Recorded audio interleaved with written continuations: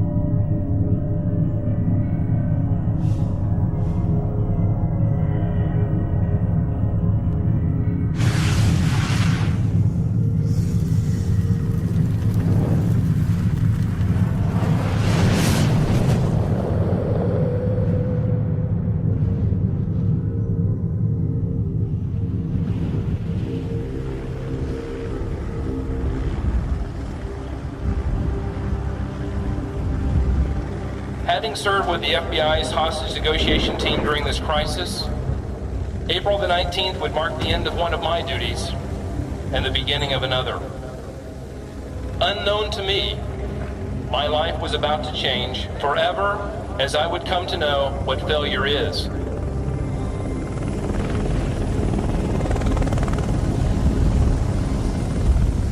Today I saw the gates of hell. I saw the gates of hell.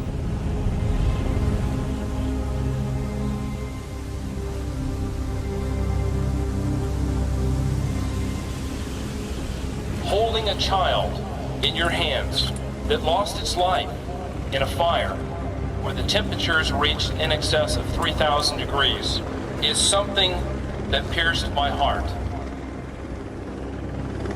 April 19th, turned the TV on, and there I saw the tanks ramming into the front of the building and the fire shooting out. I mean, it was horrifying. Mommy, he says, you know, they told us about that fire. He says, they said my daddy and my brothers and my sisters are gone. Things will be set straight. People will know the truth of things.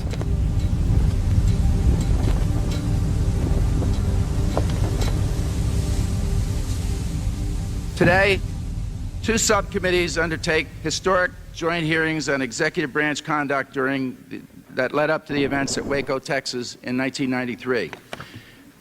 In human terms, these hearings are about a tragic loss of life. 4 brave young law enforcement officers lost their lives on February 28, 1993. A planned raid went badly and off course. These 4 agents, dedicated and proud, deserve our full respect.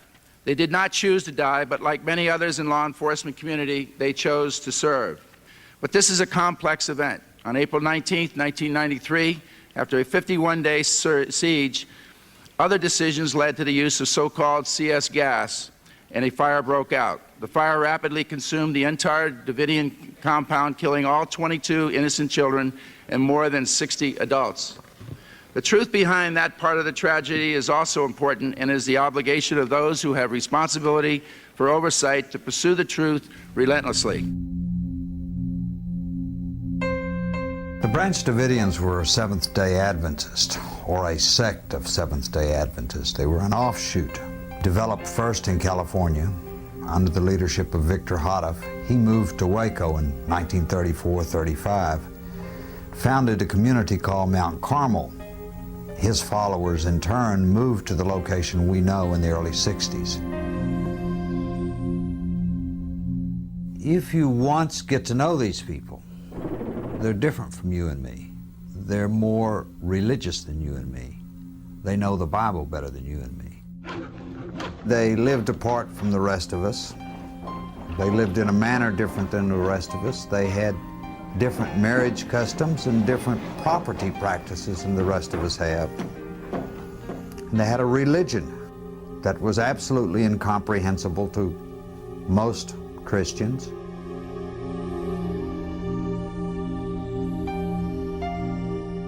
Well, there were people from all walks of life, various nations, and a lot of them came from England. They were colored people as well as white people. Majority of those people in there were not criminals in the sense of the word that we think about them. They were truly believing people. So I believe 99% of those people, their sole purpose was the attainment of eternal life, which is, after all, what I believe all of us that, at least that are Christians and believe in. The Branch Davidians believe, first of all, that as the remnants of the true faith, they would be attacked by a hostile army representing an apostate government, Babylon they called it, and that it was their religious duty to defend the faith. In 1992, the Bureau of Alcohol, Tobacco, and Firearms began an investigation into David Koresh for the possession of illegal firearms. They formed a dynamic entry plan to secure the premises and seize illegal weapons with approximately 100 federal agents and 3 helicopters, which would ultimately cost the lives of 4 ATF agents and 6 Branch Davidians. On February 28, 1993, at approximately 9:40 a.m., ATF agents, while attempting to execute a warrant, were met with heavy gunfire by a group of individuals occupying a compound approximately 10 miles northeast of Waco, Texas. The group is identified as the Branch Davidian.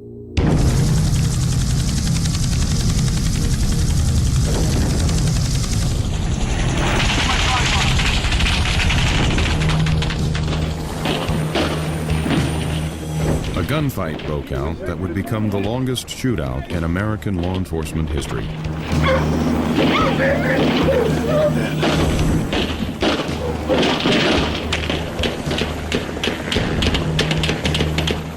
According to the ATF, their men pull up to Mount Carmel, piled out of their cattle trailers, went running towards the door, guns pointed, shouting, "Police, search warrant, lay down." According to them, David was standing at the front door unarmed, and he shut the door when they started running towards him. And the next thing the ATF knew, it says, it was receiving gunfire from inside of Mount Carmel, in particular from behind that front door. He knew law enforcement was coming, and he was so diabolical that he laid an ambush. David Koresh expresses this. He says in this tape that he went out on his porch. He said, "Stop, there's women and children in here," and a shot rang out and hit the door to the right. That door, he says, kicked. I went running down the hall and found Perry Jones laying in the hall, screaming that he'd been shot. Perry Jones was in his 60s. He was unarmed, as was David Koresh. When they went to the front door, both were shot in the area of the front door. David was shot in the wrist. Perry Jones was shot in the stomach. And then he says, "If you don't believe me, look at the videotape. I know you have that tape," he says. "I saw you making it across the road." According to the agency, there were 3 or 4 video cameras pointed at the front door. Could tell you everything that happened at the front door of that building that day. They claim they can't find a single one of them. Every one of those videotapes vanished. In addition to the missing videotape, the ATF's on-scene activity logs also disappeared. I'm sorry, sir, you mentioned that notes were torn out of the surveillance log. I was just wondering, how does that happen? I don't know, sir. I had never heard that before. My dad's name is Perry Jones. He was an unarmed man. And you guys just shot through the door and killed him. Thanks a lot.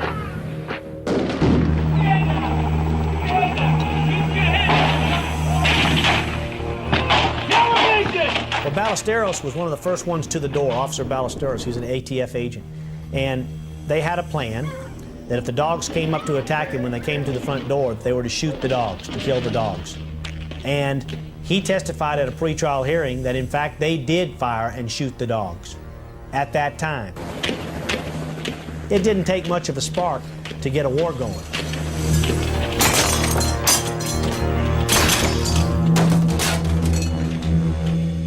I remember gun shooting through the windows.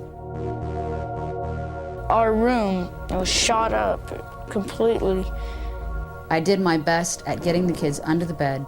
All of a sudden now there's, I don't know how many, 50, 70, I don't know, 100 people outside. But at some point before I got Jake and Brian under the bed, bullets came flying in my window. We're a law enforcement agency. We don't fire through walls indiscriminately at people.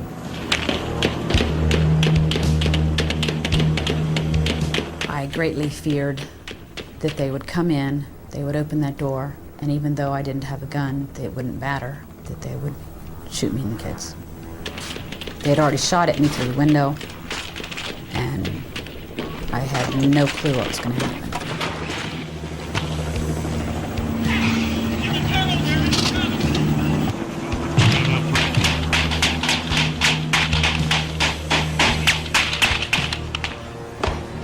The government tried to say that they could put a gun in everybody's hand at the beginning and during the raid, and that's not true. Most people were unarmed.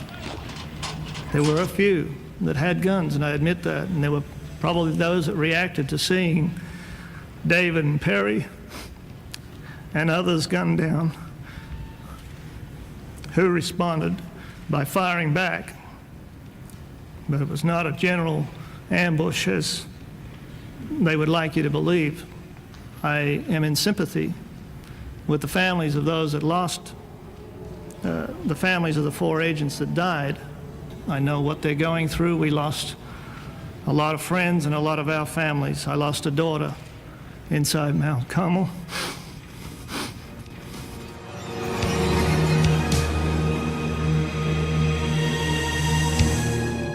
After about 2 hours, they had a real truce. It wasn't a pretty sight. I mean, there were grown men crying all around. There was a group of guys that were down on their knees and they were praying. Very disturbing, type thing. I don't think the deaths on either side were justified, as well as those wounded. Judy Snyder was shot while nursing her baby through the chest. Get my battery, John. Get my battery behind the bus.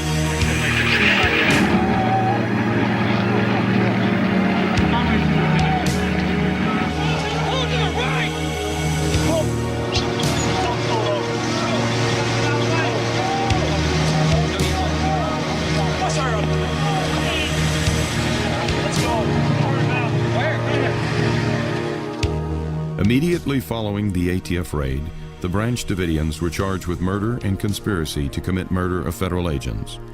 A year later, the jury found all the Branch Davidians not guilty of both charges, but some were convicted of lesser offenses.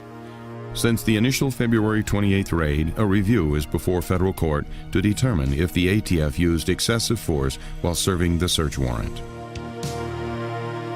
Sir, I got people shot. Get the hell off of here. I'll get off the property. That's what I'm doing, sir. Have a little respect. I am, sir. You could have arrested me any day as I jog up and down this road. You could have arrested me going to town or going to Walmart. All this stuff you guys may want to avoid and deny. And I do not appreciate it, and never will I ever appreciate somebody coming here and pushing people around with guns. Hey, I'll meet you at the doorstep any day. And somebody will get hurt. If you want to keep playing that game, I'm talking to you. Somebody's going to get hurt. Because this ain't America anymore when the ATF has that kind of power to come into anybody's home and kick doors down and things like that.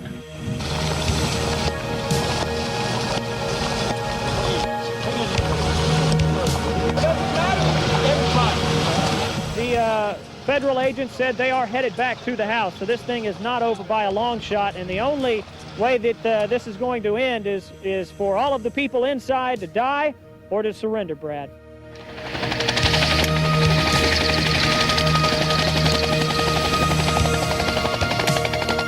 I was walking out. There wasn't any room in the car. And when they saw me, they just swarmed on me.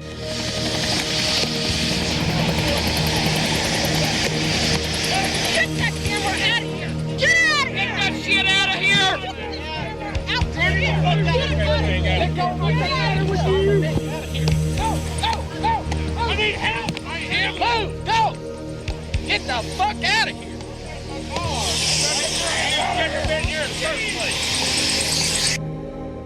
They're hitting me, trying to take my camera away from me, yelling at me.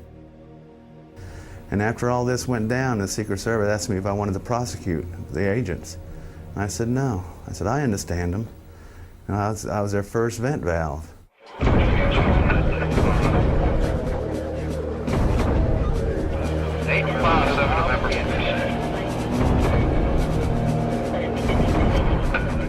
At this point, we were surrounded.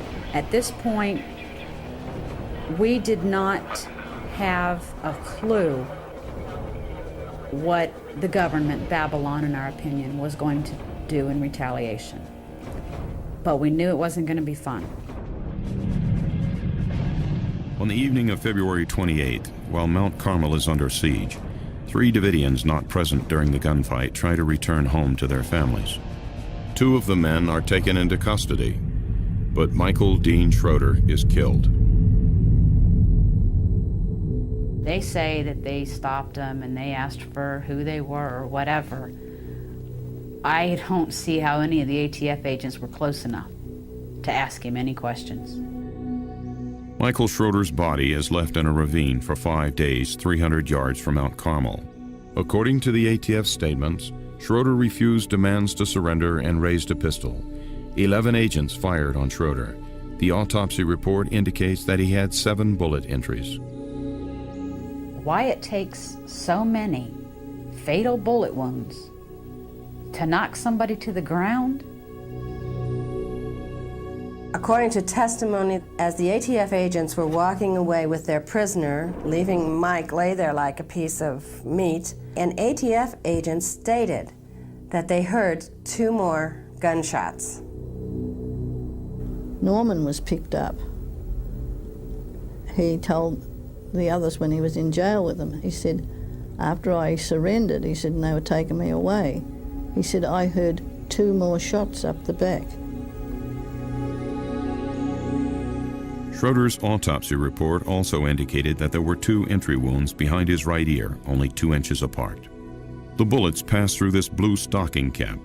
However, the stocking cap was not examined during the autopsy, nor was any forensic testing conducted before Schroeder's relatives had his body cremated. They said Mike ambushed them. There were 17 of them as against him, and they were dressed up as trees. They've got a lot to answer for.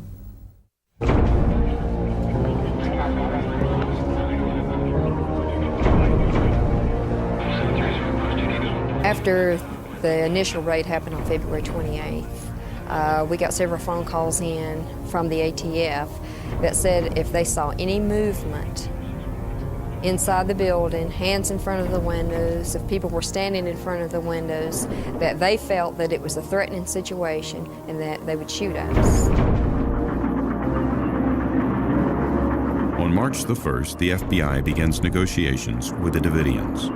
Heavy military equipment is brought in and a stalemate begins that will last 51 days.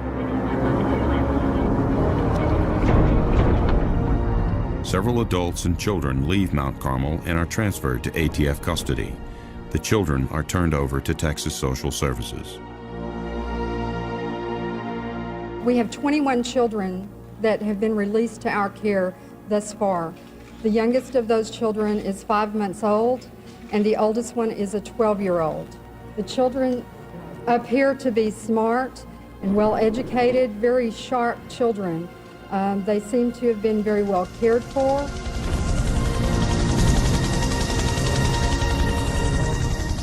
In early March, Koresh had promised to come out.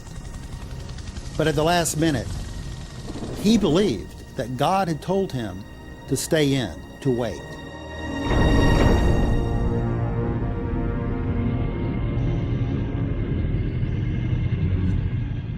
During the siege, David Koresh believed that the Nahum prophecy was being fulfilled, and which we believe, spiritually speaking, it's talking about the one world order. David Koresh believed that he was going to be the one that initiates the downfall of this one or new world order, the fall of Babylon the Great, by sacrificing himself and this denomination. The description of Nineveh in the book of Nahum, David likened to the description of this country, being old, stagnant in its ways. And the battle that takes place talks about these chariots and shields being bloodied and what's not. He likened that battle to what took place on February 28. To read Nahum or Habakkuk, and you're in it, you're experiencing it. It all fits together. It's all a conglomerate of different prophecies by different men at different times, talking about a war with Babylon, a great war. These tanks are for solely defensive purposes, and they will not be armed. We have no plans to assault the compound. 2,000 years ago, hey, who believed in Christ's doctrine? A man had to die, because no one would believe what he had to say. So is there a lesson to be learned by looking back at the history of the prophets that came contrary to what people looked for? Were they ever... killed Isaiah, they killed Hosea, they killed Zechariah, and Jesus came to say in Matthew 23 to the Jews, "Woe unto you that believe not all the prophets have spoken." So, you know, today it's all together just totally disregarded. Just another religious fanatic, just another religious group.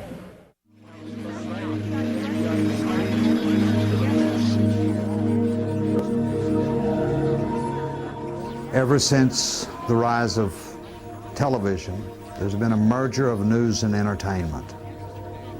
Monster stories and fairy stories are good, simple entertainment. And here you have media from all over the world is flown in and expected by their home offices all around the world to produce a story every day. I mean, the government could have just issued a press release every day and the media would have read it word for word over the air. Just, I mean, that's how, you know, desperate it was.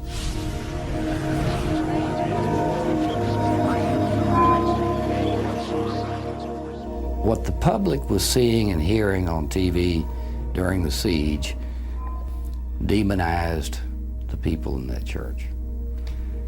The ones that I met and knew, the survivors, were people that were basically just trying to get to heaven. The world can hate us, the world can laugh at us and taunt us all they want.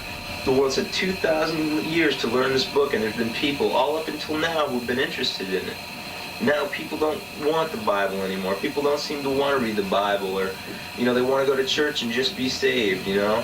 And that's great if that's how faith works, but if God has a will, and it is written in that book, His Spirit's written in the book through all the prophets, then there's a knowledge He wants us to know.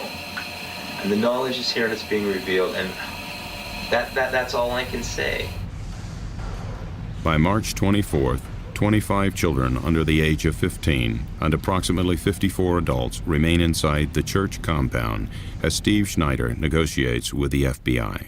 Let's reflect on this for a minute. Why were they there in the first instance? A good question. They were there to serve and execute an arrest and search warrant. They never said anything, not by a bullhorn, not by a knock at the door, not by any reason. Not by any reason. Even before they got, just about the time they got to the porch is when David opened the door and poked his head out What we want to do and what we will do when the time is right is we will process the crime scene there. You know that. We know that. That wouldn't be so bad. The biggest issue that I've raised with you, Dick, is not that you would be here even, or that the Texas Rangers, but I am adamant about this part that the ATF is playing. The ones that came to this place, and when I've heard on the press conference the outright lies, and to think that that agency would be involved in any aspect of this from here on out blows my mind that that would even be allowed in America. Well, Steve, let's face it. There are some things that we will deal with when the time is right. No, you start dealing with it now so we can come out. I mean, that's one of the biggest reasons I have not been able to hurdle talking to the people, getting them to come out, Dick. Okay, Steve, why don't you and your family come out and then you handle these issues, okay? Why don't we do that? How am I going to handle them when I'll be shackled for hands and feet and throwing the key will be thrown away? Who's going to hear me? They're after blood. Come on, Dick.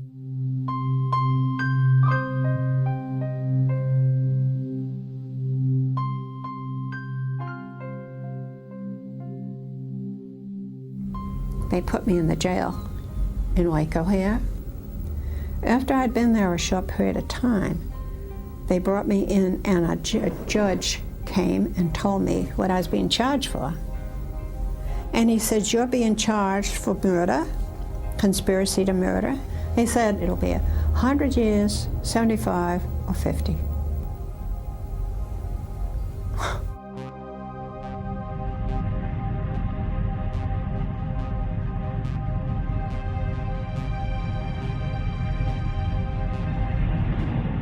They were assuring us that we would be cared for in a professional manner. Then you turn around and you've got people that are flipping you the finger over top of the tanks. They're dropping their drawers and baring their butts. And these are the type of people that you're supposed to go out to. I said I had heard that you guys had wrote on some of the windows there at Mount Carmel that we see you, David, etc. And I asked the agent, was this true? And he said, yeah, it's true.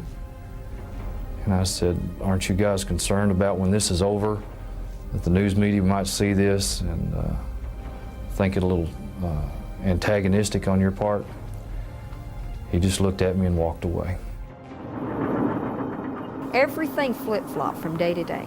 You went through a feeling of being real hopeful to you sunk at the bottom again, because from day to day you never really knew what was going to happen, what the negotiations were going to be. Steve? Yeah. There's been a change. The tactical people have changed the situation, and for security reasons and for safety reasons, no one is now authorized to come out of there for any reason. And what they're telling me is that if anybody does, they are going to be dealt with in such a fashion that the people will have to retreat back to the compound. What? I'm missing, I guess, what you're saying. Are you saying, make it as plain as possible? The patience of the bosses is no longer where it was earlier. Okay, I'm about ready. Listen to me now, Henry. I don't really give about your bosses. When you tell me one thing, or you tell us that is okay, and this Bradley comes up and says something contrary to what you are, you tell your bosses to get their butts together. Do you hear me? Would you respond to the allegations that the reason why we had a Waco is because the FBI was in disarray? It is obvious that from the time of the change in the administration, it was very clear that there was great discussion about the replacement of the director of the FBI. In a March 11th letter to President Clinton, Acting Attorney General Stuart Gerson recommends that the president rely on other FBI leadership to resolve Waco and dismiss Director Sessions. Chief among those mentioned in Gerson's letter is Assistant Director Floyd Clark. This situation created a competitive environment for the directorship of the FBI in the midst of a major crisis. I know this is a very political thing, and I agree that with your observation that it could be that the FBI was impaired in its ability. Certainly I was impaired in my ability. FBI Director William Sessions attempted to fly to Waco during the siege to conduct face-to-face negotiations with David Koresh, but he was impeded by government officials in Washington, D.C. The reason Bill Sessions never came to Waco during the siege was that the Justice Department refused to let him board his plane. Everybody knows that I had contact directly from people associated with Mr. Koresh about the possibility of my going down and negotiating with them, coming in down there. Now, some people played that as ridiculous and ridiculed it, or as grandstanding, but it's indicative of what I felt and continue to feel. You can't discard any possibility that you can resolve that kind of circumstance when you can take and apply that negotiating capability. The Justice Department wouldn't allow an FBI director to go and negotiate directly with a so-called terrorist who they felt had killed a number of federal agents, more or less in cold blood, and try to defuse a serious situation that ended up in a calamity and a great embarrassment for the FBI and even greater embarrassment for law enforcement in general. And it was all politics. They were not about to see this standoff in Waco negotiated again because it was an opportunity for Floyd Clark and company to show that they were the FBI capable of handling a standoff and coming out winning in this kind of an incident with military kind of tactics. It was a paramilitary organization.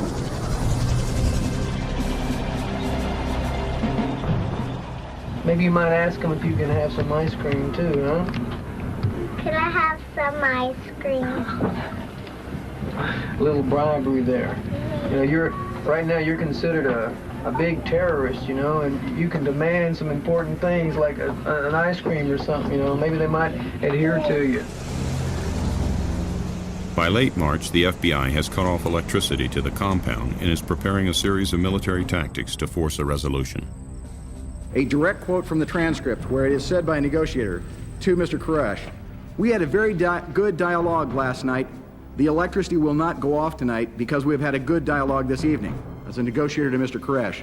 A half an hour later, no, I'm sorry, it's a negotiator to Mr. Steve Schneider. A half an hour later, the lights are turned off and left off permanently. The electricity is shut off. Why? I can't answer the why, but I can tell you that the negotiation team was disappointed in that decision.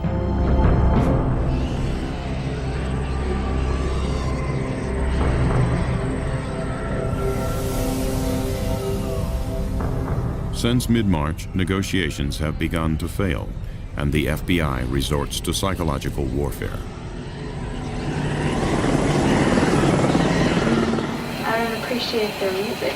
You don't? I'm trying to sleep at night from the music. I thought you being a teenager, you might like some of those Martian sounds. My little sister. Oh, I see. We went through varying degrees of hell with noise, music, bright lights. The children were suffering along with the adults. We were without water, having had our water tanks shut up. We were living on rainwater.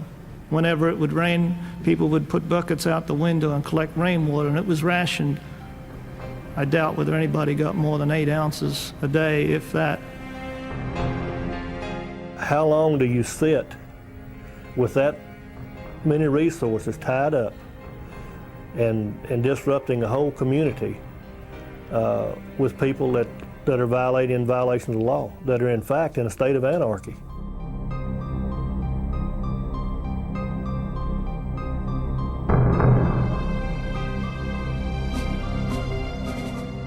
I can remember looking out the south side of the building.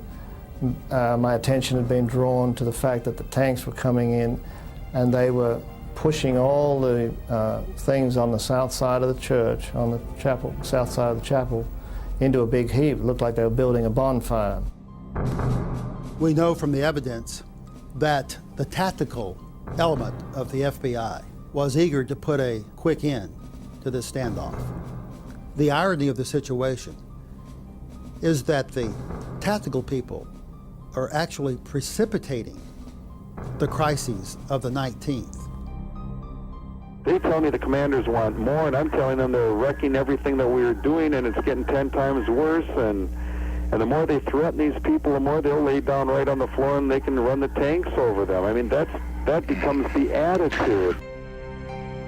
Steve Snyder, in a telephone call during the standoff to his sister Sue, refers to the prophecies in the book of Nahum, chapter 2. We're talking about the Bible and all the prophecies. But I know.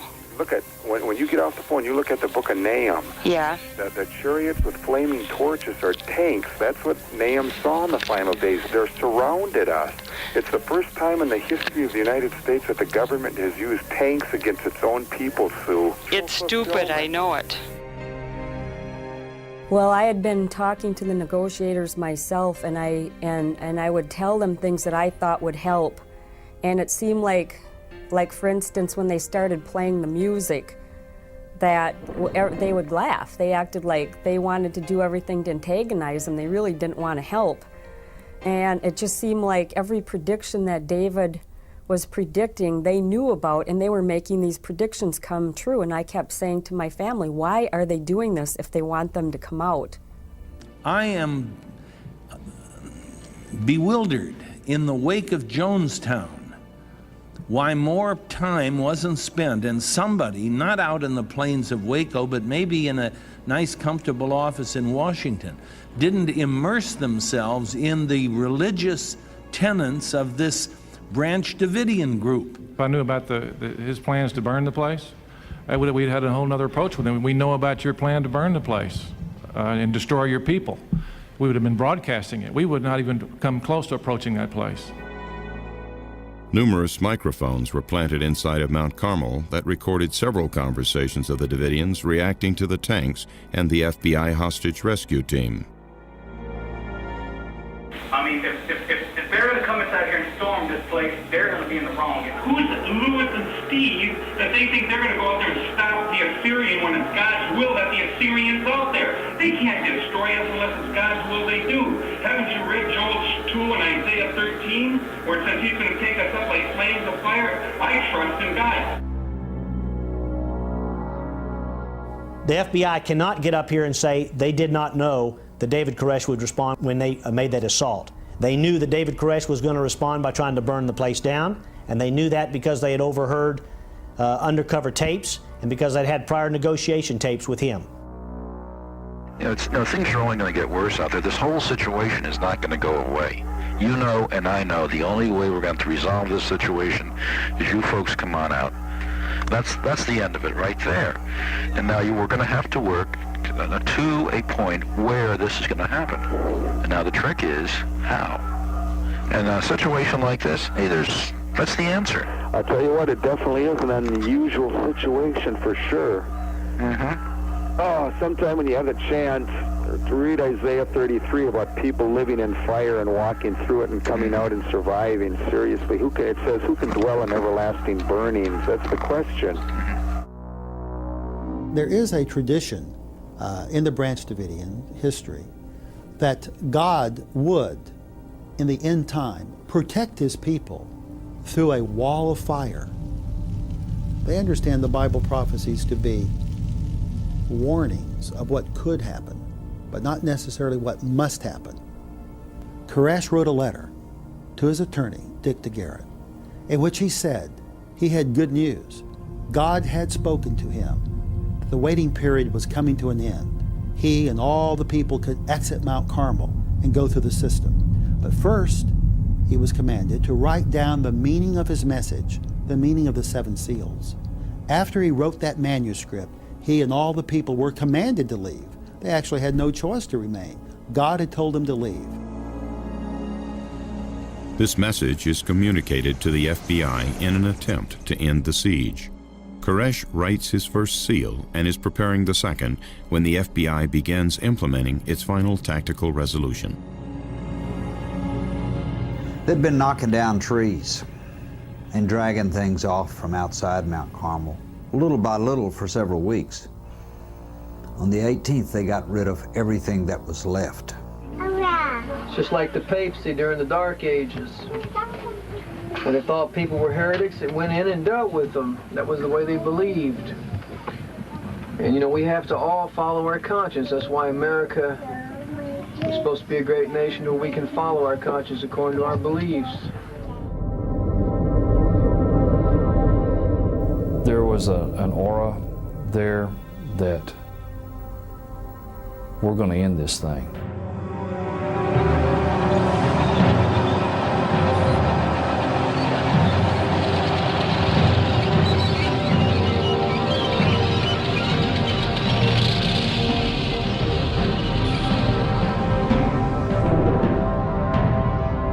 Individuals inside the Branch Davidian Compound. We are in the process of placing tear gas into the building. This is not an assault. This is not an assault. We will not be entering the building. This is not an assault. Do not, under any circumstances. Gas was inserted using a Mark V delivery system secured to a boom. We would not use dosages that would harm those children.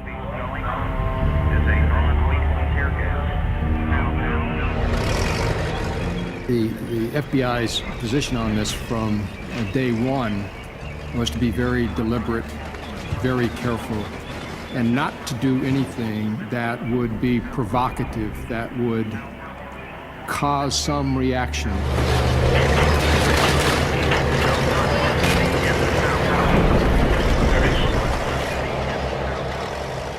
There were no injuries to FBI agents, and FBI agents did not return any fire throughout the entire day, in spite of being fired upon numerous times by occupants of the compound.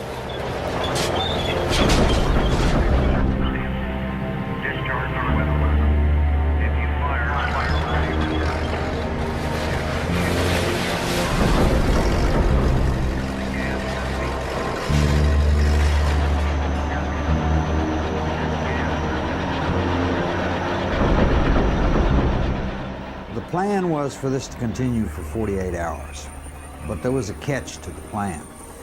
If the tanks took fire from the Davidians, they were then allowed to escalate the plan.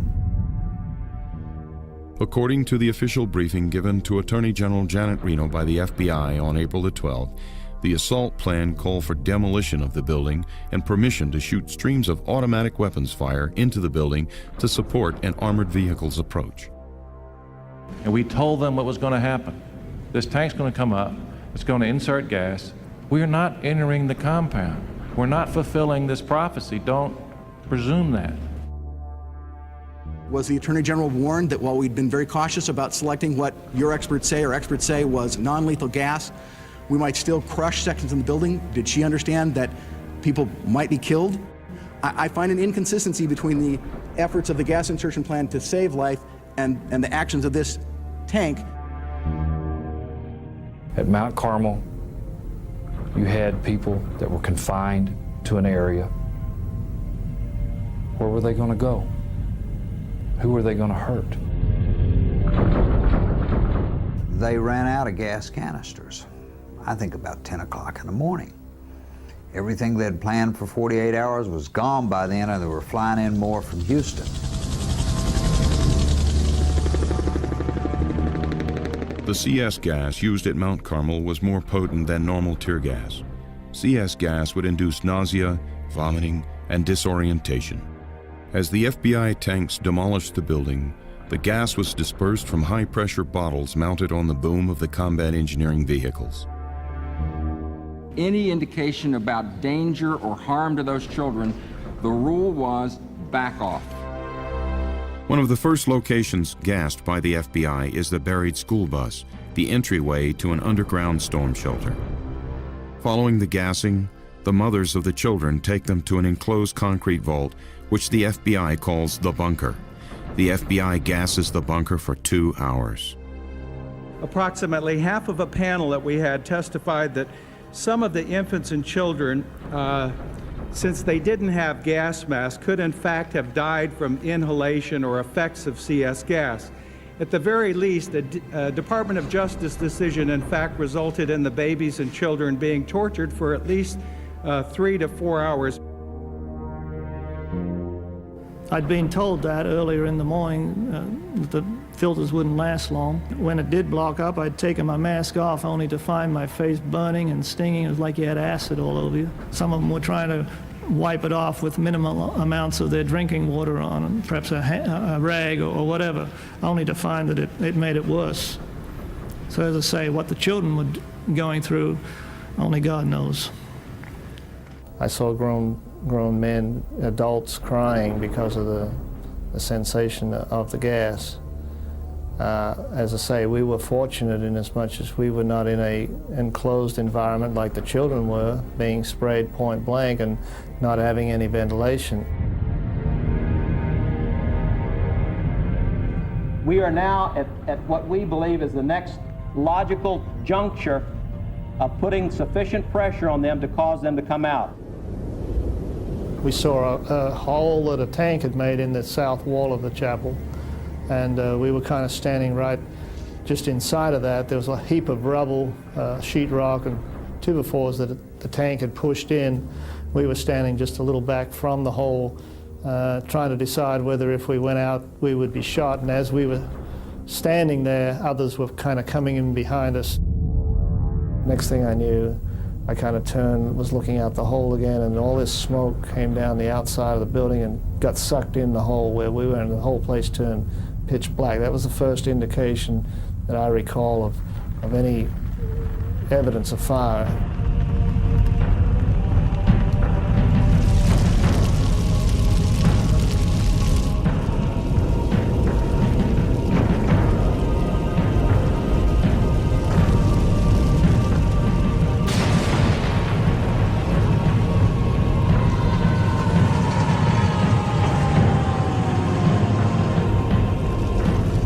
Any statement by you that they committed suicide, since we never got to talk to them, is all a conclusion that you've drawn, and as you just said, speculation on your part. I'm trying to resolve in my mind why someone would sit in there for 6 hours with gas and not come out with a full opportunity to come out. Well, who was keeping them from doing it? Are they compelling themselves or what? I don't know. It has to be speculation. I think that's the point, is we don't know. It was so black you couldn't even see the flames. You could just feel the heat, oppressive heat that pushed you down on the ground. And I can remember looking at my hands, and the skin was just rolling off. There was no blister. They were just rolling off in whole layers, you might say. And I looked back over my shoulder, and I was just horrified at the fact that I'd just come through a mass of flames.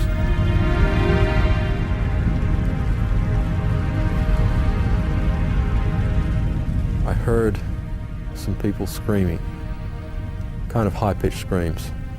It didn't sound was like a scream of fear. It sounded like more of a scream that someone was getting burnt.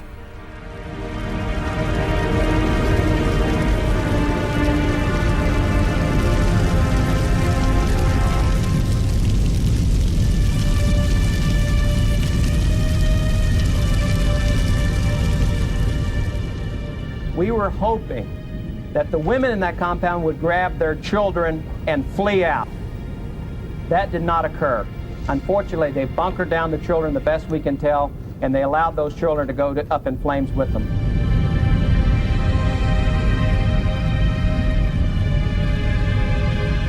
David Koresh, Steve Snyder, 52 other adults, 25 children, and 2 trauma-born infants perish in the April 19th fire.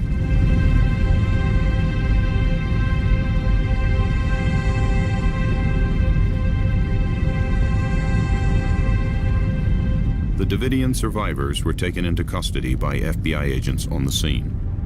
Let's go. Clive Doyle and other injured Branch Davidians were given emergency treatment at the FBI command post. Take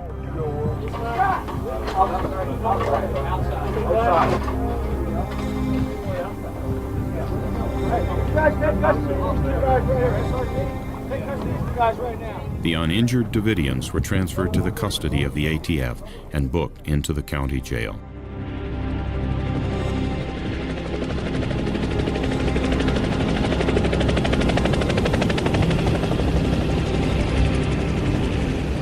The reason we didn't wait was the thing I've tried to say several times, I'm not saying it well enough, is that from his actions on the 19th, when he had some of those people killed by gunfire, others died in the fire for not being able to leave, which I think they were concerned over, most of them, of their salvation. That was his hold over them, is that he would dictate when that occurred. Many people would argue your actions. How do you respond to their families?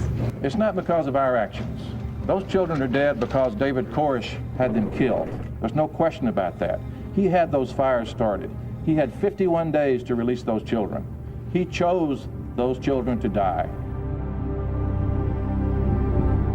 I don't know who started the fire or fires.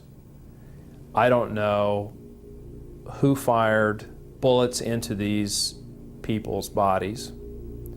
I don't know from what origin the bullets came from. So if we could completely agree that we do not have a definitive answer of the sourcing, then in fact what we have is an open homicide.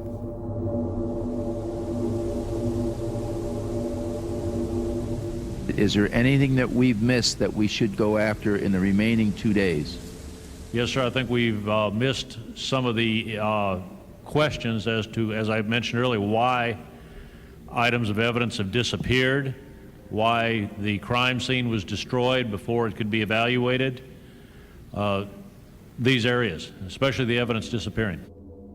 I mean, you have, in essence, a crime scene that was so seriously flawed through ignorance or through an air of an elite mentality, or in fact, there was a conscious decision made to not collect evidence for any sort of serious examination other than to try and prove that the Davidians had weaponry and firepower enough to kill federal agents. Some of these bodies exhibited characteristics of perhaps being shot. Did anyone fire from any other location?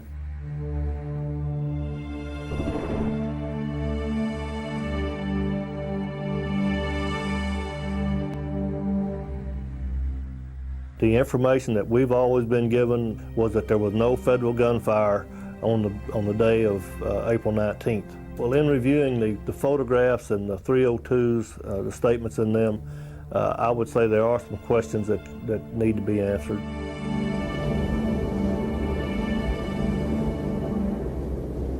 The FBI named the sniper positions Sierra 1, Sierra 2, Sierra 3. On April 19th, FBI Special Agent Charles Riley stated in his after-action report that he had heard shots fired that morning from sniper position number 1, the undercover house. The position was occupied by the Blue Sniper team, led by Special Agent Lon Horiuchi. Horiuchi stated that neither he nor his snipers fired their weapons on April 19th. The fact that Agent Horiuchi states in his 302 that the snipers at Sierra 1, which was the undercover house, did not fire, and there is a shell casing, expended shell casing there visible on the floor, would also raise a question. 4 expended shell casings are later found at Sierra 1, the location of Agent Horiuchi's Blue Sniper team. What makes this particularly interesting is Mr. Horiuchi, coincidentally, happens to be the FBI agent who shot and killed Vicki Weaver at Ruby Ridge and has been charged with manslaughter by the state of Idaho. In August 1992, white separatists Randy and Vicki Weaver were involved in a standoff with the FBI at their mountain home. Agent Horiuchi shot and killed Vicki Weaver, who was standing in the window of the door holding her 10-month-old daughter. She was standing there holding a baby in her arms, holding the door so we could get in after they'd wounded me. And this guy is still running free. According to an internal federal government investigation, Horiuchi's shot is termed unconstitutional. Lon Horiuchi was never tried. 7 months later, he was the leader of the Blue Sniper team at Waco, accompanied by most of the FBI team from Ruby Ridge. Our desire was to get them out, to use non-lethal means in a systematic manner so that they would come before the bar and face justice. We did not want this to occur. At some point, we had to up the ante. He was continually fortifying. He was demanding and was seeking provocation to get into a shootout with us, which we were refusing to do. According to the FBI's on-site activity log, at 9:03 a.m., FBI command advised Sierra 2 that an unknown subject could be seen traveling on foot at the back of the building. In this aerial photo, taken at approximately 9 a.m., a Davidian appears to be leaving the building and walking toward the back of the compound. The log indicates that Falcon 2, an FBI helicopter, took off to intercept the subject. As it approaches Mount Carmel, several flashes can be seen coming from the side of the helicopter.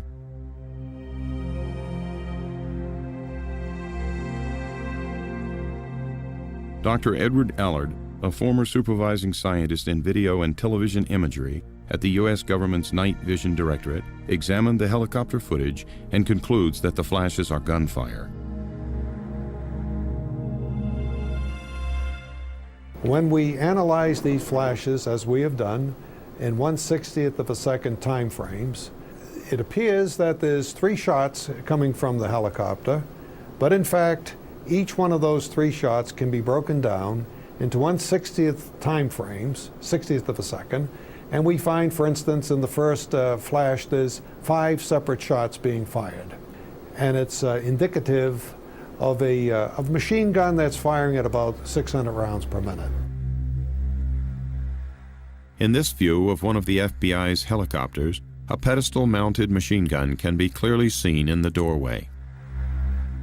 FBI agents did not return any fire throughout the entire day, in spite of being fired upon numerous times by occupants of the compound. On the other hand, since this is on a helicopter and people might say that it's reflections from the windshield, it's impossible for these shots that you're seeing with your own eyes to be solar reflections, because if it were so, the helicopter would have to be violently moving back and forth like a mirror in your hands, and this is impossible. So it's in our opinion, it's clearly machine gun fire from the helicopter. In coming out, the conversation, as I remember it, was, well, if we come out, will we be shot? According to the autopsy reports, Philip Henry was shot several times in the chest, shoulder, and head. Jimmy Riddle was shot once in the forehead. Neither of them had soot accumulation in their trachea or bronchial tubes or carbon monoxide in their blood, indicating that they died before the fire started. Later, when I saw the autopsy report and seen that he died of a gunshot wound to the head, it made me wonder if it was in fact the snipers that were in the barn garage that was in the back of the property. The autopsy reports also indicated extensive body mutilation to Philip Henry and Jimmy Riddle. The entire right side of Riddle's body from the shoulder to the hip had been torn away. In previous testimony, Dr. Nizam Pirwani, the medical examiner, observed that this could have been the result of the collapse of the building or an encounter with a tank tread.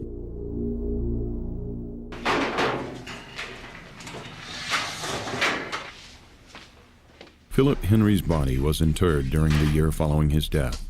However, a new autopsy was requested by Jimmy Riddle's relatives to settle the circumstances surrounding the missing portion of Riddle's body and the gunshot wound to his head. Dr. Ron Grazier, the forensic pathologist who conducted the examination, concluded in his findings that the damage to Riddle's skeletal remains is consistent with a tank having torn the body apart. A forensic examination of the bullet entry wound in Jimmy Riddle's skull could not be conducted because the evidentiary portion of the skull was missing. Dr. Pirwani performed the original autopsy and was asked to provide a certified copy of his report for comparison. According to Riddle's relatives, the local Texas authorities and U.S. Marshals refused to allow Dr. Pirwani to turn over the documents. We got to Dr. Pirwani's office trying to get the information on my brother, Jimmy Riddle. Dr. Pirwani told me that he didn't know why they kept trying to keep the information from us. He didn't know what they were hiding, and that he had the information, but he was ordered by the U.S. Marshals and the JPs not to release any information to me. While Americans were watching events unfold at the front of the building, the FBI's infrared video shows what took place at the rear of the structure. What a FLIR really does is it takes invisible radiation, which is called infrared radiation, and it converts it into visual radiation, you might say, that we can see with the eye. What we have here is a tank infantry type of an operation. As the tank moves forward, two men have dropped out of the escape hatch. They roll over, and as they roll over, they open up with automatic gunfire. We've measured the actual time of the individual flashes, and they occur at a fraction of a second, in some cases a 30th of a second. There is absolutely nothing in nature that can cause thermal flashes to occur in a 30th of a second. Somebody related or who had prepared a film or analyzed a film, representatives of the department and representatives of the FBI went over it in detail and concluded that there was no basis for suggesting that shots had been fired. As the tank crushes the roof of the gymnasium, gunfire can be seen streaming into the dining room from positions in the courtyard. I stopped counting after about 62 individual shots. Interviewed on NBC's Meet the Press on May the 4th, 1997, FBI Director Louis Freeh stated that no shots were fired by any federal agents outside of the compound, and that allegations raised about gunfire seemed to be based on some inferences from infrared flash patterns and heat patterns. I think the overwhelming evidence clearly shows that no shots were fired. It's indicative of sunlight reflecting off something and registering on the flare. It could be a thermal pattern. If it were a thermal pattern, there is nothing that persists from that. Right. So therefore, it is more likely to have been reflected light off of something shiny, in which the sunlight now gives an apparent temperature rise. From the basic physics, it's safe to say that it's impossible for the Waco FLIR to detect any solar reflections of any kind. On our wish list as investigators was taking a harder look at the FLIR. The congressional staff was never able to find or take advantage of a genuine FLIR expert to watch the FLIR video with us and to understand exactly what we were seeing. By comparison, this Department of Defense FLIR video, taken in Somalia in October of 1993 as troops exit a helicopter, shows gunfire similar to the thermal signature on the FLIR videotape at Waco. A former analyst from the U.S. intelligence community, Maurice Cox, tested the FBI's claim, applying the principles of solar geometry.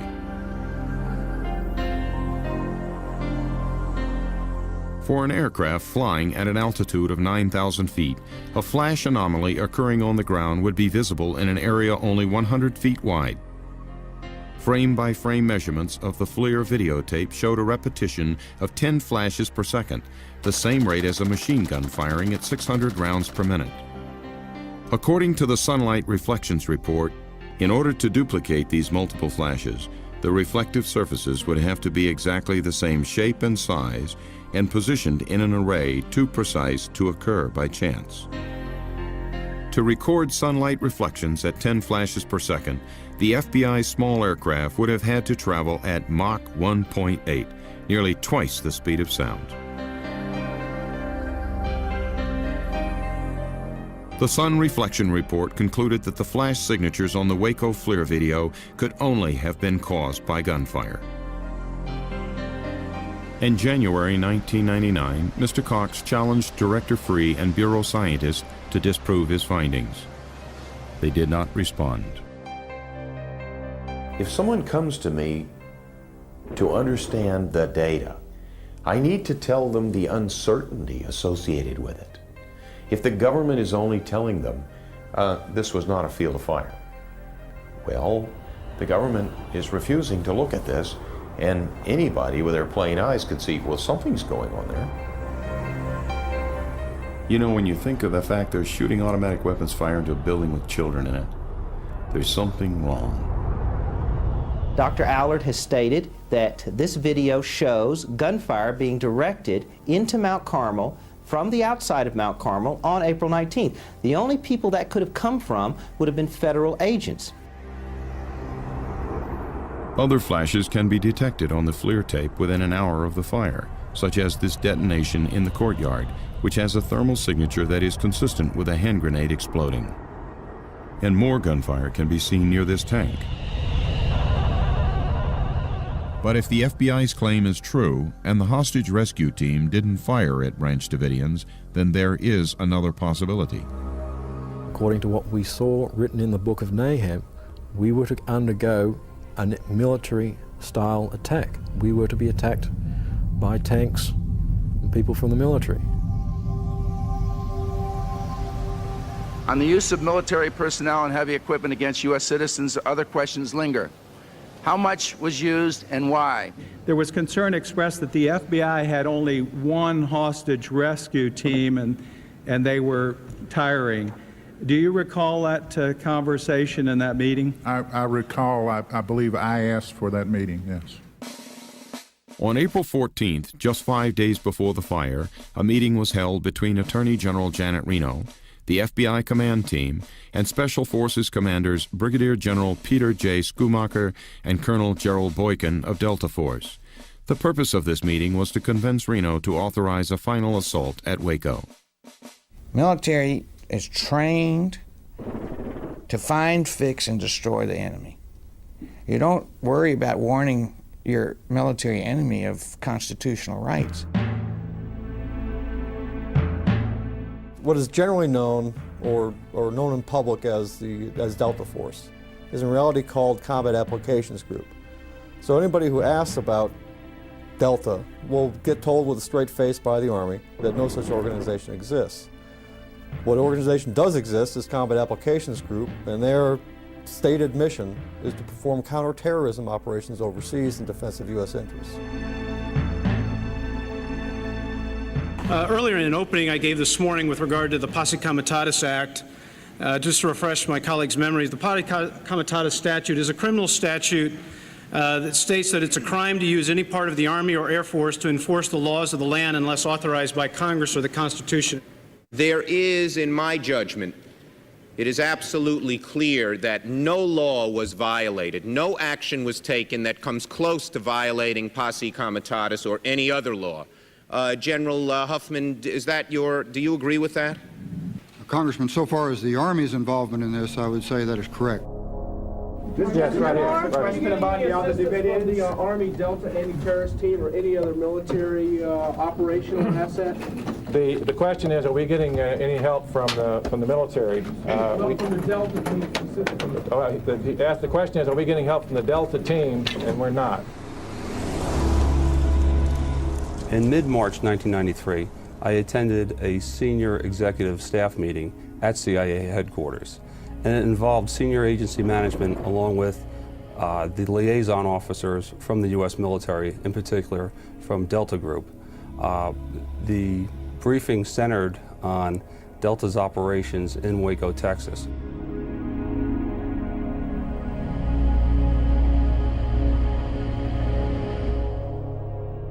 This previously classified military document confirms the presence of Delta Force at Mount Carmel. With approval of the Joint Chiefs of Staff, an observer was deployed to the scene on March 21, 1993, accompanied by 3 other operators also characterized as observers. One particular soldier was questioned by a member of the hearing and pressed and pressed. He did not want to reveal even the existence of Delta Force, and finally had to admit that they were present. Originally, I was told that there was just going to be 1 or 2 Delta personnel there as observers, but during the briefing, it was mentioned that there was over 10 Delta operators at Waco, Texas, and they were not there merely as observers, but would be participating in any type of operational or tactical effort against the Branch Davidians. My understanding is that in some way, the U.S. military, Delta Force, were advising the hostage rescue team from inside the tanks or inside the Brady fighting vehicles, or were present at the sniper posts to provide support or assistance. And those types of activities, to me, would mean forward deployed. They were not back at a conference room or table giving advice or saying you ought to think about this. You thought they were out there working shoulder to shoulder with the HRT. Approximately a year after the Waco incident, I was deployed overseas in Europe, and I had the chance to meet some of the Delta operators that I had been on previous assignments. They had told me on several different occasions during my meetings with them in Europe that not only were they forwardly deployed at Waco, Texas, but they were actually involved in a gunfight with the Branch Davidians. When you see the individuals roll out from the tank and come around the sides and start shooting into the building, what they're doing, they're defending the vehicle. If HRT or Combat Applications Group, whoever was pulling the triggers, expected resistance, expected shots to be fired, then their moves on April 19th made tactical sense. But I did talk to some Combat Applications Group guys, and they did confirm that yes, portions of B Squadron were there pulling triggers. There's no doubt in my mind that the flashes on the FLIR tape was fire from semi-automatic or automatic weapon fire being returned into the building. I mean, it's inconsistent to even think otherwise. There were people there on the ground with automatic weapons, and flashes such as that only come from one thing, and it comes from rifle barrels that are firing back into the building. Their operators had penetrated the buildings on several occasions, planting surveillance devices, listening devices, sensors. And on one occasion, I believe it was April 17th, late 17th, early 18th, Koresh was actually within 6 feet of one of the operators, and they radioed back to the Tactical Operations Center for permission to grab him. Within minutes, the word came back from Justice Department, no, we already have a plan in place. That plan, of course, being what happened on April 19th. To me, that would be an offensive gesture. When you enter someone's home, that's pretty offensive, and I would personally have a problem with that. I think that it violates everything that I've been taught, that you don't use the military against civilian personnel in this country. What about other reports that the military Delta Force may have been involved in one way or another? Will you make an inquiry into that as well?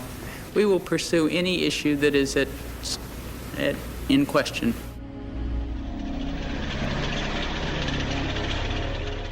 I will not let this become a show trial with law enforcement as the defendant. These Waco hearings must not degenerate into a kangaroo court. It is unfair for us today to look at what law enforcement did at Waco in a vacuum. And it is unfair to twist the facts, making law enforcement the villain and David Koresh, the lawbreaker, the victim. David Koresh, you may not think he was innocent. The mothers and the fathers of the children you may not think were innocent. But those 17 children that died here were truly innocent. We had heard during the meeting various scenarios that they were going to use down in Waco, Texas to try to bring a speedy recovery or a speedy end to what was taking place down there. And at that time, gas was talked about. A couple other situations, non-lethal situations were talked about. And the primary concern around the table was a lot of the people a lot of the Branch Davidians that were inside that building were willing or did not want to end their lives in such a fashion, especially the 17 children that were down there. Where's God sit? On the throne? Where's that at? Point. Where's God live? Is he going to save you? How come? Well, people ask why we didn't let the children out. If they saw all that was happening, and they were in there with their children, would they have sent them out to the animals outside that were shooting at them and doing all those terrible things? No. Federal law enforcement officers obviously did make some tactical errors prior to and during this tragic incident, and I hope this body, somebody, holds them accountable. Please, I'm pleading with you, somebody out there in the federal government still screwed up big time, okay? But they didn't start this fire. Based upon the ATF's arson investigation, accelerants were used at all points of origin of the fire. There is no disagreement between us that this fire was intentionally started inside the compound by the people in there using flammable liquids as accelerants. I don't remember who it was, but he was pouring this liquid on the floor. And Papa was saying, don't pour it inside, pour it outside.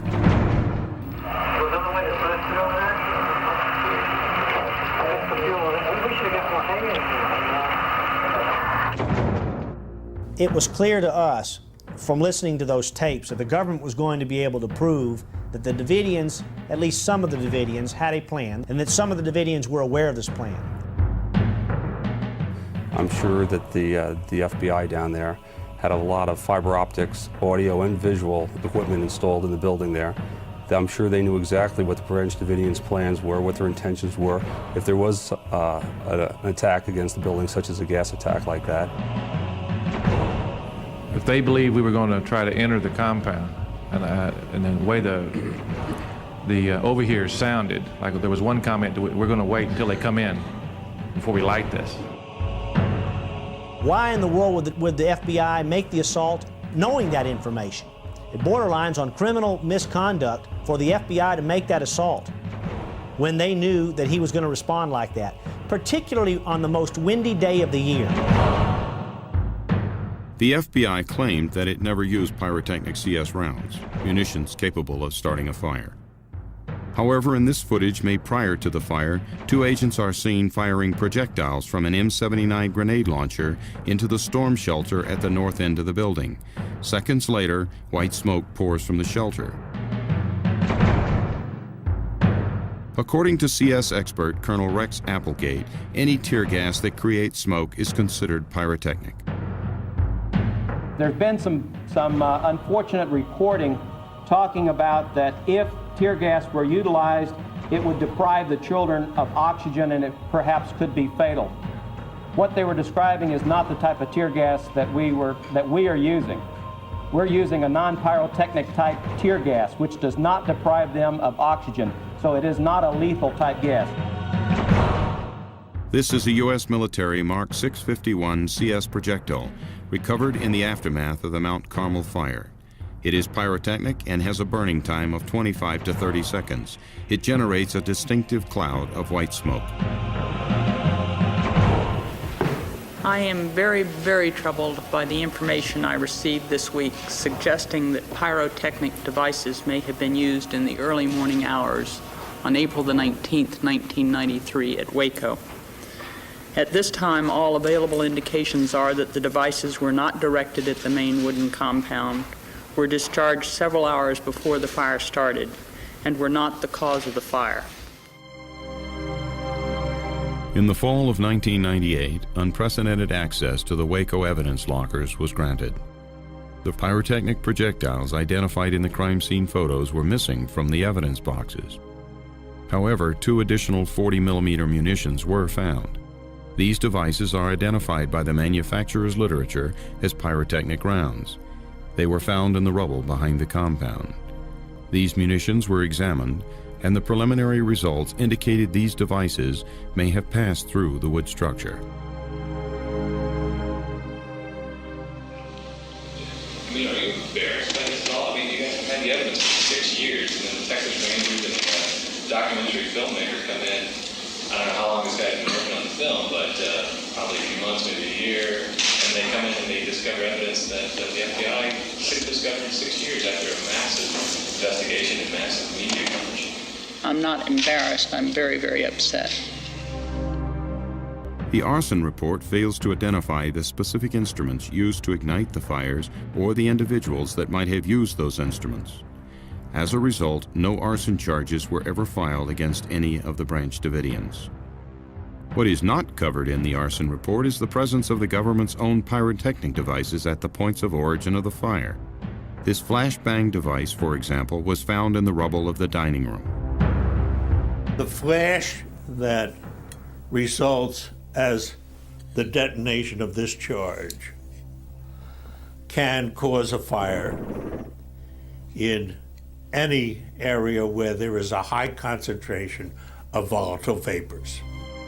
In the evidence locker, there are 6 pyrotechnic flashbang grenades mislabeled as silencers or gun parts. According to the Texas Department of Public Safety, they were found in the southwest corner of the building, the dining room, and the chapel, all 3 points of origin of the fire. Now, maybe the government, the FBI, the ATF did some wrong things, but they didn't light the fire. They didn't start the fire. That is not one of these questions that is very debatable. There are times when you cannot keep your job and put alternative explanations for data on the table.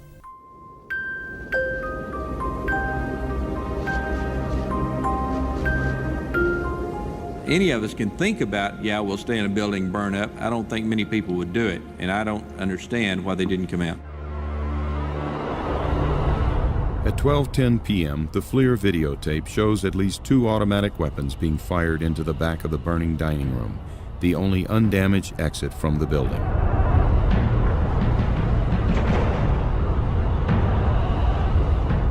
And what we have is we have men firing automatic weapons, and they're firing into the burning building. And like some sort of a cowboy movie, they're retreating down the building and firing as they're retreating. I cannot remember something more sickening that I had to do to witness this. According to the Justice Department report, at least 15 people were found shot to death at this location. The FBI conducted ballistic tests, which the Justice Department later termed inconclusive and rudimentary at best.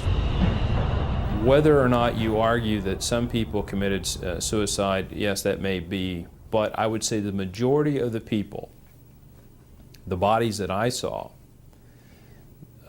were clear-cut homicide victims. When there was shooting going on and things like that, it's kind of tongue-in-cheek to then turn around and say, well, why didn't you come out?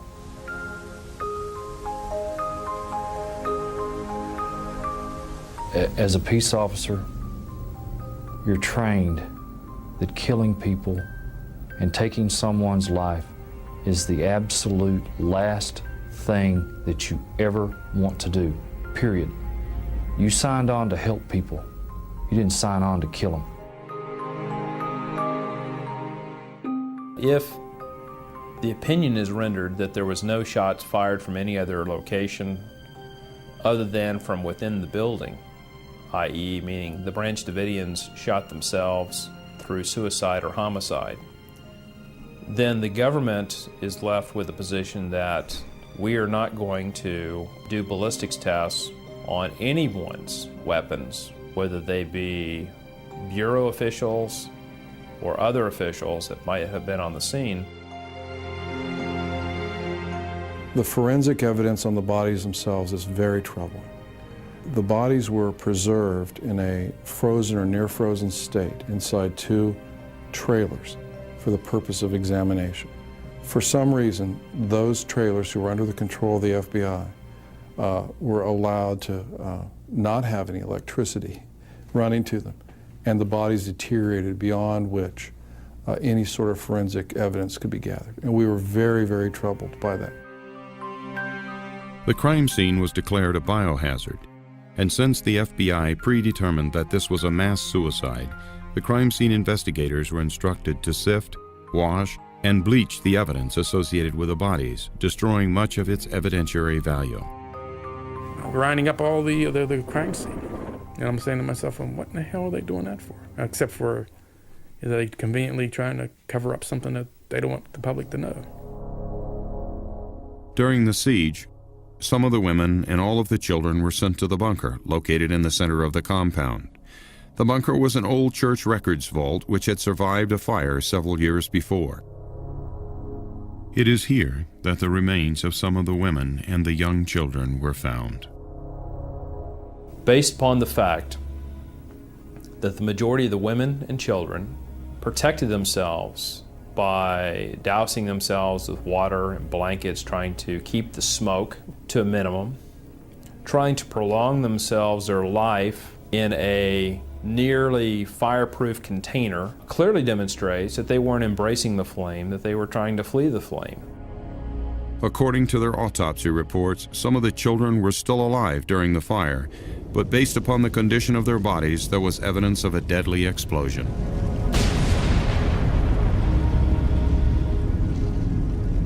I read that the FBI on foot entered the building, shot the Davidians, and planted an explosive device on top of the church vault that he called it. We referred to it as the bunker because it's a concrete cinder block.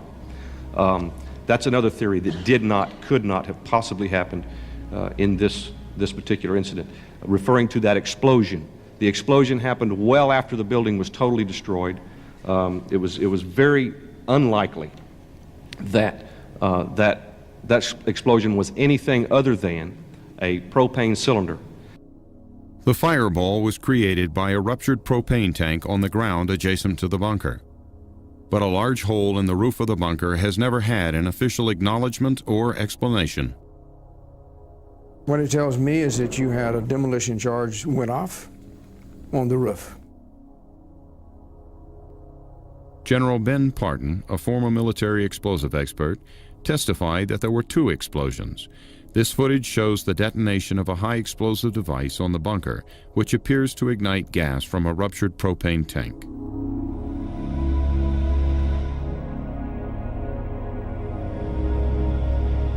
After completion of the FBI and Texas Rangers investigation, the bunker was bulldozed into rubble. 6 years later, in 1999, permission was granted to test the residue from the blast. Strangely, however, that portion of the bunker was not found after a thorough search of the rubble. That's a child's. I mean, that's just a little bit. Like a 1-year-old. Yeah, see this? Boom. Yeah. You know? According to the FBI and ATF investigation, the Branch Davidians did possess some low-order explosives like gunpowder. But this would not be capable of penetrating 6 to 8 inches of steel-reinforced concrete like a high-order explosive such as TNT. The blast hole at the top of the roof, you can plainly see the rebar is bent in. The damage to the stainless steel refrigerator, which appears to have been under the blast hole, is consistent with a shape charge, and the blast being directed downward into the room in this enclosed concrete room would very likely cause some seam rupture and create a huge overpressure inside the room that would pretty much kill everybody in there. Anybody who was under this device when it was blown would have been horribly mangled, probably dismembered, pretty much like being thrown into a grain thresher.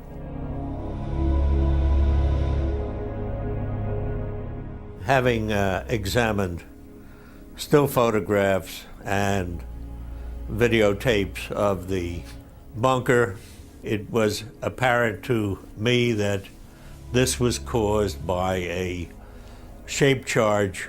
But what bothers me is who would have the audacity to use such a charge. Rather than risk your own people going in there and trying to shoot it out with them, it's a standard tactic in city fighting, in military operations of built-up terrain, to use explosives in this manner to kill people in the targeted room that you're going to attack. The military's advice to the FBI was that it should focus on the leadership and capture or kill David Koresh. It was to our benefit that we were able to prevent him from carrying out the second part of his prophecy, and that is that he intended to kill as many members of law enforcement as he could before his members were killed. It was to our benefit, and we're most fortunate that none of our people were injured.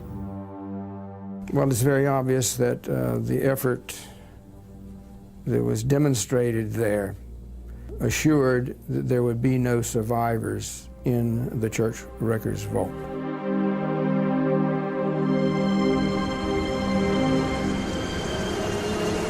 Was the Attorney General pressured by the White House to end the siege? What were the roles of Webster Hubbell and Vince Foster? Who actually made the decision to use CS gas with 22 children inside the Davidian compound? After 2 years, why is there still no clear answer? Rangers had difficulties working with the FBI. They had a major responsibility, we had our responsibility, and they seemed not to go hand in hand. And as I recall, I testified before Congress about having a name in the White House I could have called to solicit the support of the federal authorities in our objective. And it turned out to be Vince Foster.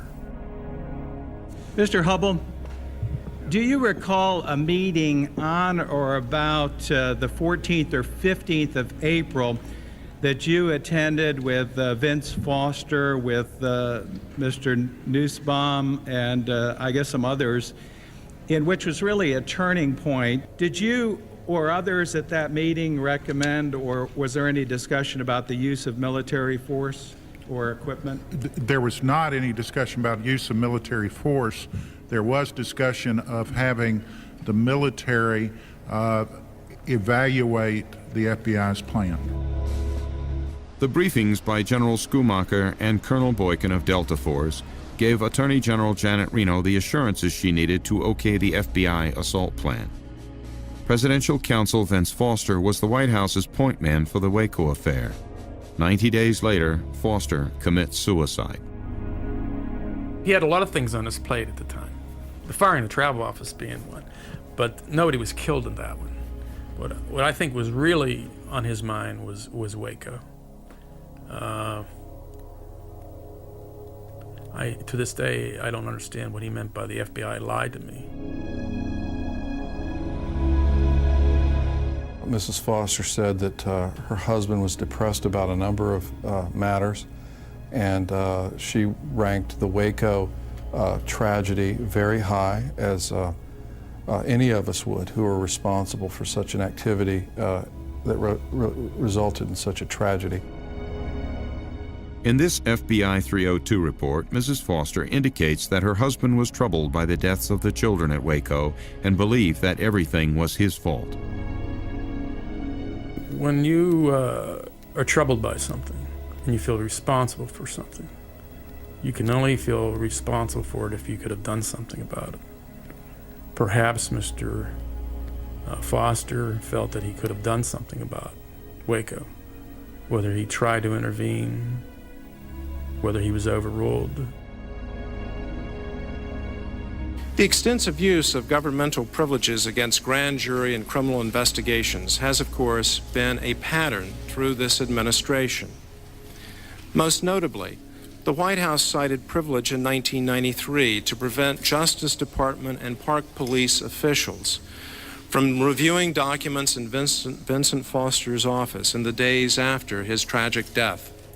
The day after Vince Foster died, I got a phone call from a fellow who used to be on my squad, who told me that they, not explaining who they were, but they had agreed that the FBI was going to come over and do a regular crime scene search of Vince Foster's office.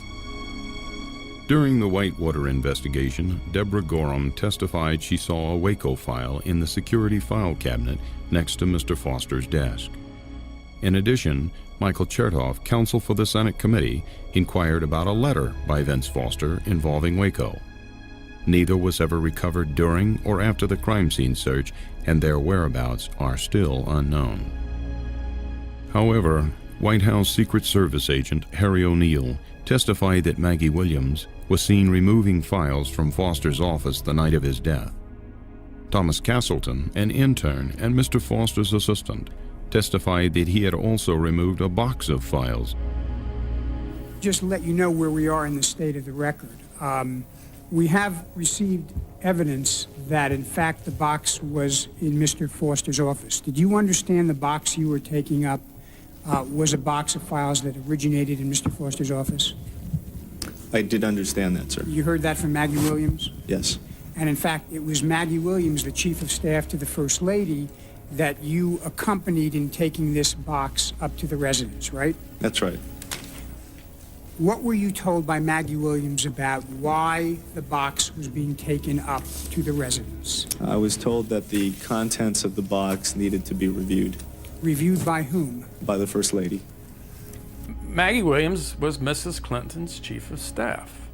Maggie Williams took out, you can't call it anything else but what it is. It was evidence.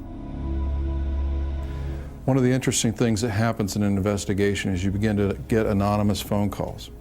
And we in fact received anonymous phone calls from Justice Department managers and attorneys who believed that pressure was placed on Janet Reno by Webb Hubbell, and pressure that came from the First Lady of the United States. Now, we believed that because the military was present at Waco in some capacity, that the President may have made a decision to allow that to happen, following some sort of a legal protocol where he says this is of such a serious nature they need to be involved. And we asked for those documents and asked to see National Security Council documents. And were not provided with any information that enabled us to reach a conclusion. It's a serious allegation that the President interfered with, changed, moved up the decision. And we can't just bandy these things around unless we have some real evidence. If Combat Applications Group was on the ground that day, actually pulling triggers, the origin of that operation would have come directly from the White House. It would have come from the President, because Combat Applications Group is, for all intents and purposes, the President's private army. It was discussed at the meeting that the senior levels of the Clinton administration had authorized Delta to be deployed to Waco, Texas, and not just 2 or 3 people deployed there, but enough people there to get the job done. As we come to an end, all of us are looking for anything that happened in these hearings after 8 days and nights to indicate not that General Reno had something to do with this, but now the President. Well, after we've exhausted that bit, the only one left that I can think of is the butler. Maybe the butler did it. I am surprised you hadn't tried to subpoena the butler by now.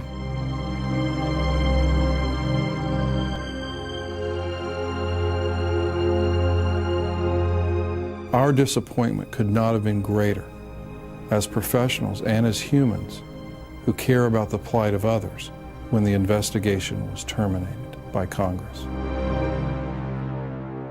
As I count up the deaths here, 86, and then if you want to make the leap that Oklahoma City has some connection because it was done on the anniversary of Waco, that's another 160, give or take. So you're talking 246 lives, and for this Congress to try to oversee what in the hell happened and how did it happen, it just seems to be talking about the butler did it a little capricious, a little frivolous, and that's just my opinion. I yield my time to Mr. McCullum. It's a struggle we've had. I was Attorney General when the Freedom of Information Act was passed, and the government hated the Freedom of Information Act. They hated me for pressing for it because they don't want to be questioned about what they do. They don't want to have to explain what they do. And yet, if you want to be a free society, if you want to have justice, if you want to avoid a police state, you better know what your government does. You better insist upon a right to know what your government does.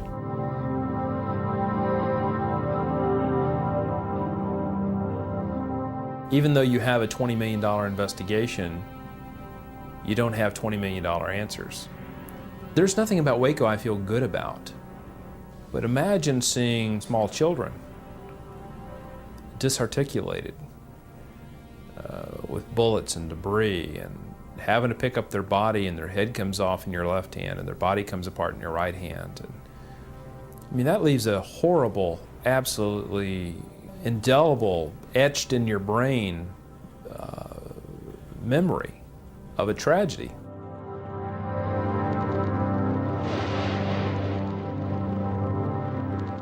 The prosecutors during our trial tried to prove conspiracy and murder, and all 11 defendants were found by a jury to be not guilty of those 2 charges. And I think that, to me, is for the president and for any media or anybody in this committee to continue to refer to us as murderers, I feel that's unjust.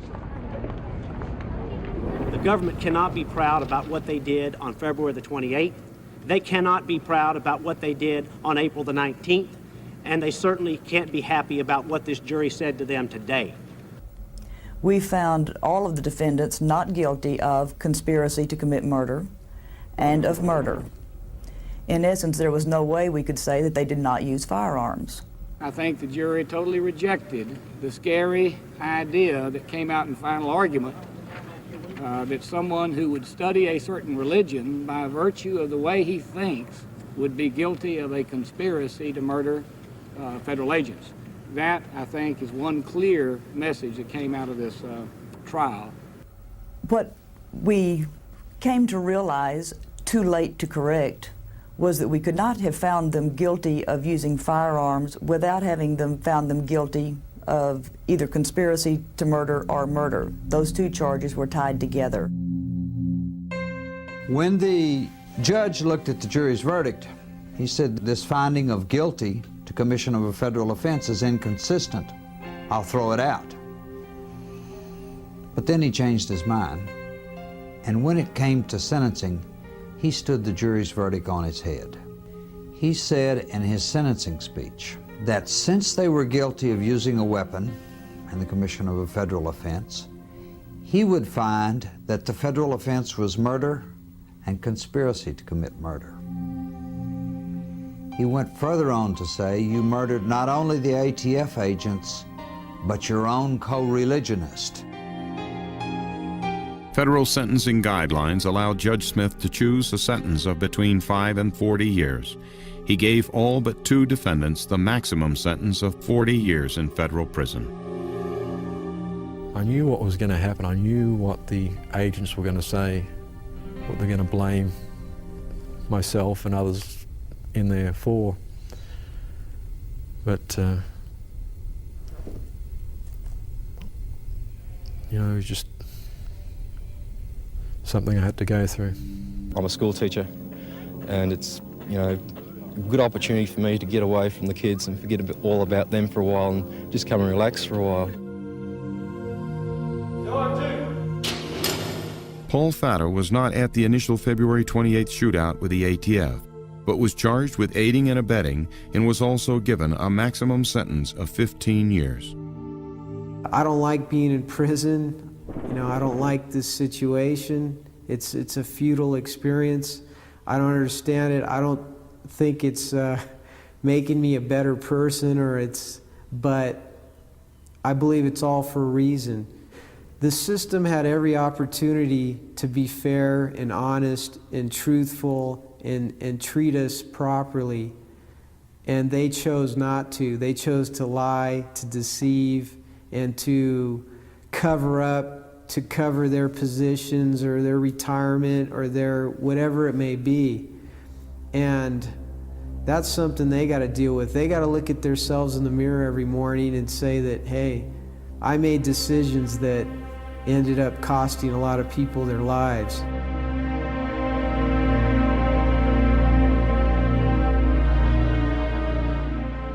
I want to say that Branch Davidians are not anti-government. We're not anti-law enforcement. And I'm sorry that there are 4 agents that are dead and there are a lot that are wounded. But we lost 85 of our friends and family too. And it was unnecessary.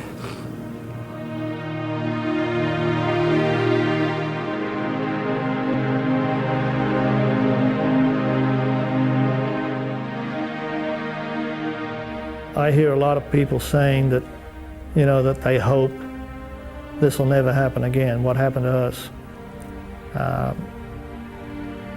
I believe that what happened to us was just the beginning. Many of us had a heartfelt concern for individuals that chose a particular lifestyle that was a little bit of an off-brand lifestyle and who were cavalierly thought of as unimportant and thought of as people who simply committed suicide or simply burned themselves up. And that claim, being so widely held by everything, is also the type of thing that the investigator wants to get in under and really find out if there's another side to the story.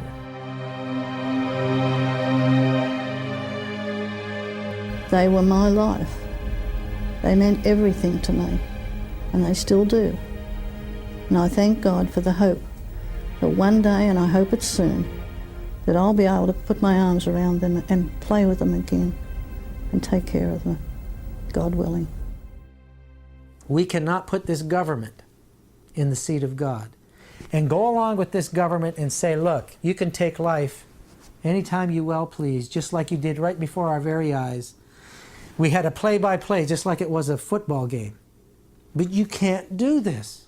You know, I think the media needs to be the watchdog for the people. I mean, that's why it's the First Amendment. It's not the Second, not the 16th, it's the First Amendment. Somebody, way back when, thought it was very important that the media be the watchdog, I mean, in this system of checks and balances. And in this instance, it was asleep.